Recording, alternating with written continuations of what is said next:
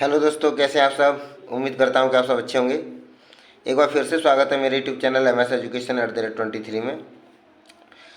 आज मैं class 9 chapter number 1 UP board Hindi medium का लेकर के आया हूं। आज इस चैप्टर नंबर 1 है आपका संख्या पद्धति। आज इस चैप्टर के बारे में हम कुछ बात करेंगे। चैप्टर को शुरू करने से पहले इसके हम परिचय के बारे में देख लेते हैं। इस चैप्टर में हमें क्या क्या पढ़ने को मिलेगा। वीडियो को शुरू करने से पहले जो भी चैनल पर नए हैं, कृपया करके चैनल को सब्सक्राइब कर लें, वीडियो को लाइक कर दें। चलो शुरू करते हैं। इसमें मैं सबसे पहले संख्या, नाम से ही हमें पता है कि इस चैप्टर का नाम है संख्या पद्धति, तो संख्याओं के बारे में हमें पढ़ने को मिलेगा। तो बात करते हैं आखिर संख्या कितने प्रकार की होती है। शुरू करते हैं।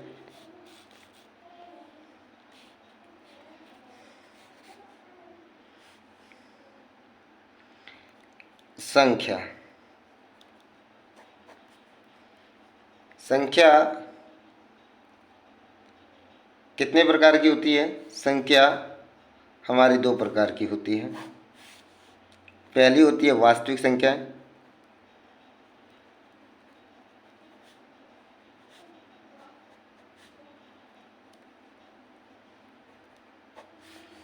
और दूसरी होती है काल्पनिक संख्या।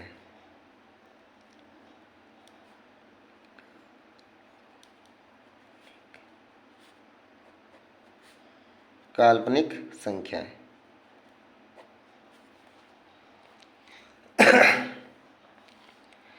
वास्तविक संख्याएं और काल्पनिक संख्याएं, ये आपको 11th में आपको पढ़ने को मिलेगा।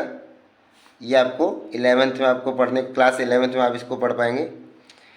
और वास्तविक संख्या ये आपको क्लास 10th में पढ़ने को मिलेगा आपको। वास्तविक संख्या में ही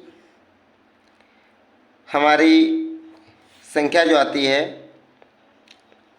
वास्तविक संख्या में हमें जो चैप्टर नंबर 9 है संख्या पद्धति, इसमें हमको ये वास्तविक संख्या में ही आता है। इसमें हमको प्राकृतिक संख्याएं, पहले नंबर पर प्राकृतिक संख्या में पढ़ने को मिलेगी। प्राकृतिक संख्या। इसके बाद हमको पढ़ने को मिलेगी पूर्ण संख्या। पहले नंबर पर पूर्ण संख्या आपको मिलेगी। पूर्ण संख्या। फिर आपको इसमें पढ़ने को मिलेगी पूर्ण संख्या के अलावा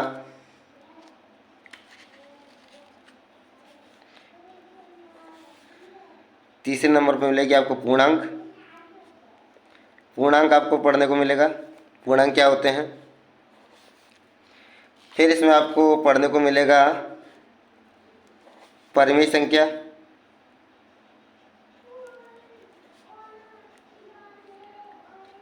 परिमेय संख्या। और 5वें नंबर पे लास्ट में आपको मिलेगा अपरिमेय संख्या। अपरिमेय संख्या। पहले बात कर लेते हैं प्राकृतिक संख्या क्या होती हैं। प्राकृतिक संख्या हमारी,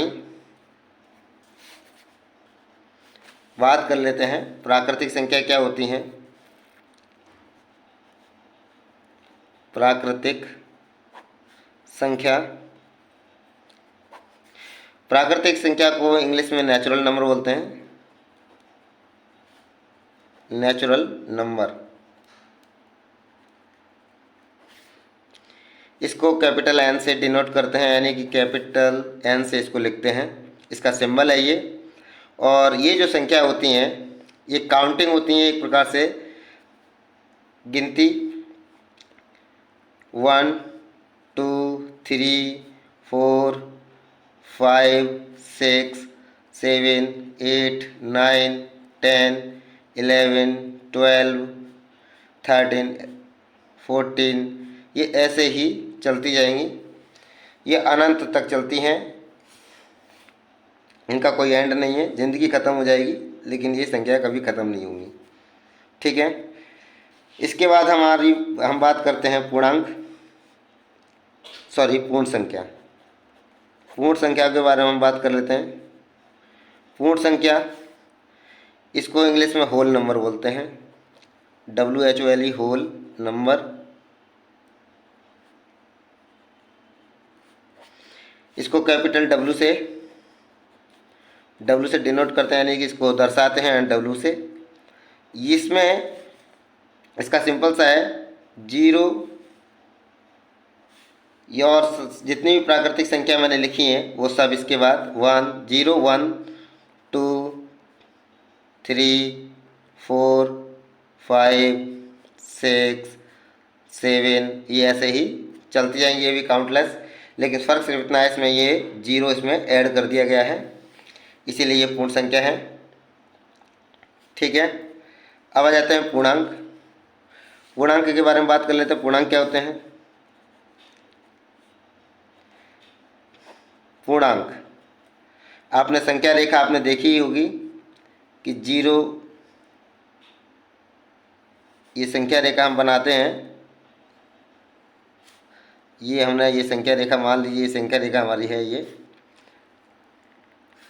ये हमारा जीरो है, जीरो, इस साइड हमारा 1, ये 2, ये 3, ये 4, ये 5, ये ऐसे ही यहाँ पे चलती जाएंगी। इस साइड हमारे माइनस के होते हैं, -1, -2, -3, -4, -5, और ऐसे ही ये इस साइड भी चलती जाएंगी, ये इस साइड भी चलती जाएंगी। पूर्णांक में सभी पूर्ण संख्याएं पॉजिटिव और नेगेटिव दोनों शामिल होती हैं, इसीलिए इनको पूर्णांक बोलते हैं। ये पूर्णांक जो है नेगेटिव भी होते हैं और पूर्णांक ये पॉजिटिव भी होते हैं। ये हमारे नेगेटिव और ये पॉजिटिव। पूर्णांक में सभी पूर्ण संख्याएं सम्मिलित होती हैं, क्योंकि इसमें ये 0, 1, 2, 3, 4, 5 और ऐसे ये अनंत तक चलेंगी। आप इसको गिनते जाएंगे, लिखते जाएंगे, लिखते जाएंगे, ये कभी ख़त्म नहीं होंगी, क्योंकि इनका कोई अंत नहीं। आप संख्या पे संख्या बढ़ाते चलेंगे, बढ़ाते चलेंगे, बढ़ाते चलेंगे, बढ़ती ही जाएंगी, ये भी कभी ख़त्म नहीं होंगे। और इस साइड भी जितनी आप इधर पॉजिटिव में लिख सकते हैं उतनी ये नेगेटिव में भी होंगी। ठीक है ना, ये सभी हमारे पूर्णांक कहलाते हैं। पूर्णांक में हमारा पूर्ण संख्या सम्मिलित होती हैं। अच्छा, प्राकृतिक संख्याएं पूर्ण संख्या में सम्मिलित होती हैं? बिल्कुल होती हैं, क्योंकि इस जीरो को अगर हम बंद कर दें तो सभी प्राकृतिक संख्याएं हमें सामने दिखाई दे रही हैं, 1, 2, 3, इसमें भी 1, 2, 3, 4, 5, 6, और ऐसे ही ये 14, 15, 16, 17, 18 ये ऐसे ही चलती जाएंगी, ऐसे भी ये भी चलती जाएंगी, 1, 2, 3, 4, 5, 6, 7। तो यानी कहने का मतलब है पूर्ण संख्या में प्राकृतिक संख्या सम्मिलित होती है। ठीक है, लेकिन अगर हम ये कहें कि सभी पूर्ण संख्याएं प्राकृतिक संख्या होती हैं, तो नहीं भैया, जीरो प्राकृतिक संख्या इसमें नहीं है। ठीक है, जीरो प्राकृतिक संख्या नहीं है, ये पूर्ण संख्या है। लेकिन पूर्ण संख्या में सभी प्राकृतिक संख्या आती हैं, हाँ, तो भैया वो तो आती हैं। अगर ऐसे ही हम बात कर लें, पूर्णांक में सभी पूर्ण संख्या आती हैं? बिल्कुल आती हैं। 0, 1, 2, 3, 4, 5, 0, 1, 2, 3, 4, 5, 6, 7, 8, ऐसे ये आगे चलती जाएंगी। समझ में आ गया होगा आपके। अब बात करते हैं परिमेय संख्या। परिमेय संख्या के बारे में हम बात कर लेते हैं। परिमेय संख्या क्या होती है?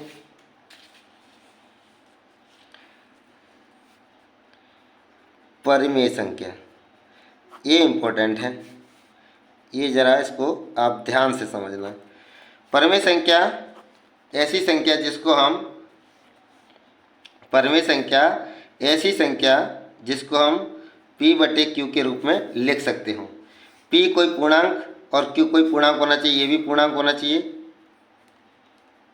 और ये भी पूर्णांक होना चाहिए।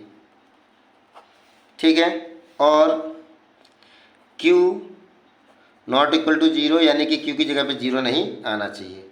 ठीक है, जैसे मान लीजिए 1/2, ये एक पूर्णांक है, 2 भी पूर्णांक है। जैसे मैंने अभी आपको बताया, देख लीजिए, ये पूर्णांक है, ये 1 और 2, 3, 4 ये सभी पूर्णांक हैं आपके। ठीक है ना, तो ऐसे ही एक पूर्णांक है, 2 भी पूर्णांक है, ये दोनों पूर्णांक है, और बट्टे में भाई 0 भी नहीं आ रहा, तो ये क्या हमारी परिमेय संख्या है। परिमेय संख्या। ठीक है, तो भैया 0 अगर हम बात करें जीरो क्या परिमेय संख्या है, हाँ भाई जीरो एक परिमेय संख्या है। जीरो के बट्टे में आप एक लिख सकते हैं, ये परिमेय संख्या है, परिमेय संख्या, सॉरी जीरो जीरो एक परिमेय संख्या है। लेकिन अगर हम बात करें ऐसे, इसको एक बट्टे ये लिख दिया है तो एक बट्टे जीरो, तो ये भैया परिमेय संख्या नहीं है, ये परिमेय संख्या नहीं है, परिमेय संख्या नहीं है। आप समझ में आ गया होगा आपके। तो परिमेय संख्या क्या होती है, जिसको हम P/Q के रूप में लिख सकते हो, ठीक है। और Q not equal to zero, यानी कि बट्टे में जीरो नहीं आना चाहिए। दूसरी पहली कंडीशन क्या है कि दोनों पूर्णांक होने चाहिए, और तीसरी कंडीशन क्या है कि Q not equal to zero, यानी कि बट्टे में जीरो नहीं आना चाहिए। और दो कंडीशन होगी। तीसरी कंडीशन ये है कि दोनों का HCF उभयनिष्ठ गुणनखंड केवल एक के अलावा कोई दूसरा नहीं होना चाहिए।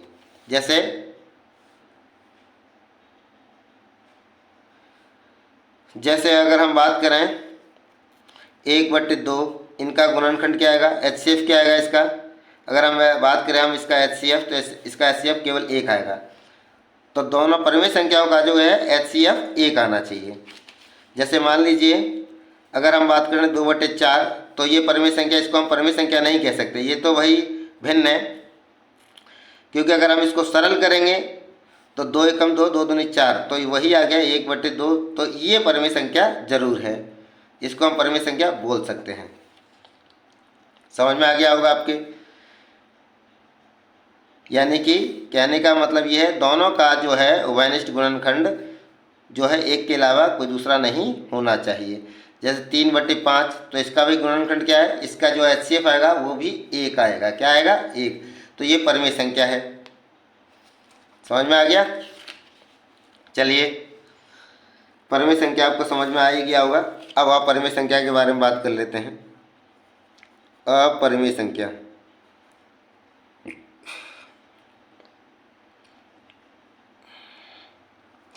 माफ़ी चाहता हूँ, अपरिमेय संख्या। अपरिमेय संख्या क्या होती हैं।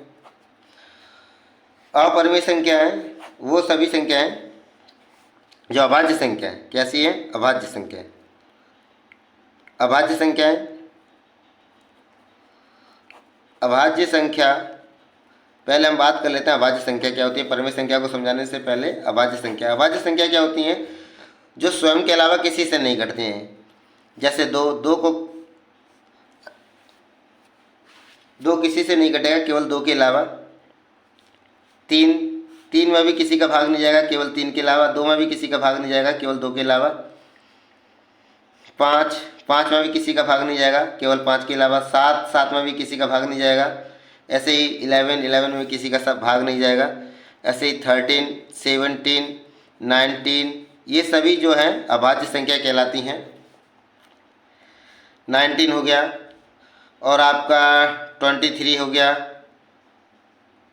ठीक है ना। 29 हो गया, और 31 हो गया, और 37 हो गया, 41 हो गया, 43 हो गया, 47 हो गया। ये सभी अभाज्य संख्या हैं। ये और भी आगे हैं, मैंने इतनी ही लिखी हैं, ध्यान दीजिएगा। ये सभी अभाज्य संख्या है। अगर हम अभाज्य संख्याओं के ऊपर, ये वो संख्या है इनमें किसी का भाग नहीं जाता है, केवल अपनी ही संख्या का यानी स्वयं का ही जाता है। इसमें 41 में 41 का ही डिवाइड जाएगा, इसके अलावा किसी का नहीं जाएगा। 47 में भी 47 का ही डिवाइड जाएगा, इसके अलावा किसी का नहीं जाएगा। 43 में भी किसी का डिवाइड नहीं जाएगा। ऐसी इन्हीं संख्याओं के ऊपर हम क्या करते हैं, जितनी भी अभाज्य संख्या हैं, अभाज्य संख्याओं के ऊपर अगर हम रूट लगा दें तो वो सभी क्या बन जाती हैं, अपरिमेय संख्या। अपरिमेय संख्या, ध्यान दीजिएगा, ये हमारी अपरिमेय संख्या है। जैसे मान लीजिए हमारी अभाज्य संख्या क्या है, 2, तो ये हमारी 2 रूट अपरिमेय संख्या बन जाएगी। इस पर कि अगर हम रूट लगा दें 3 पर √3, तो ये भी हमारी क्या बन जाएगी, अपरिमेय बन जाएगी। ऐसे ही 5 पे भी अगर हम रूट लगा दें तो ये भी क्या बन जाएगी, अपरिमेय संख्या बन जाएगी। रूट 7 पर भी अगर हम रूट लगा दें, 7 पर भी अगर रूट लगा दें तो ये भी हमारी अपरिमेय संख्या बन जाएगी। ये सभी अपरिमेय संख्या है। और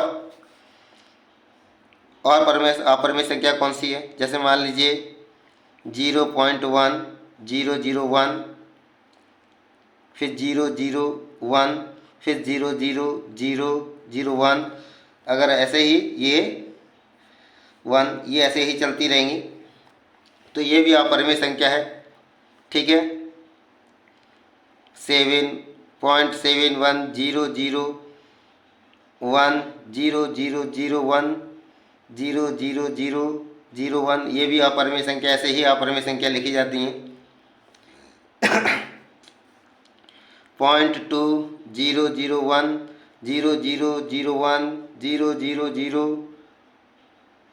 0001, ये सभी अपरिमेय संख्या हैं, ये ऐसे चलती रहेंगी। अगर हम बात करें 1.2, ये अपरिमेय संख्या है या 7, क्या ये परिमेय संख्या है? इसका मतलब ये है, ये बार लगा है, इसका मतलब ये है 1.777777, ये ऐसे ही चलता रहेगा। तो क्या ये परिमेय संख्या है? हाँ, ये परिमेय संख्या है, ये परिमेय संख्या है।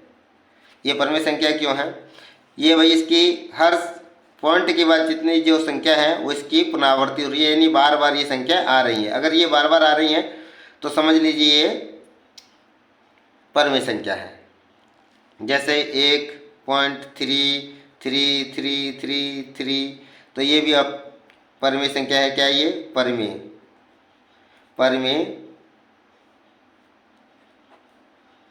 संख्या, ये परिमेय संख्या है हमारी। तो आपने ये समझ लिया होगा कि ये परिमेय संख्या और अपरिमेय संख्या क्या होती हैं। अगर वीडियो आपको अच्छा लगा हो तो वीडियो को लाइक ज़रूर करें, चैनल को सब्सक्राइब जरूर कर लें। धन्यवाद।